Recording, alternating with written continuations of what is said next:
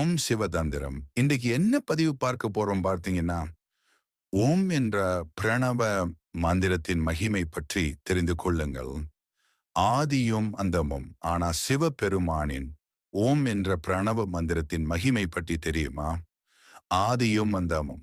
ஆனா சிவபெருமானின் ஓம் என்ற பிரணவ மந்திரத்தின் மகிமை பற்றி நாம் அறிந்து கொள்ள வேண்டாமா?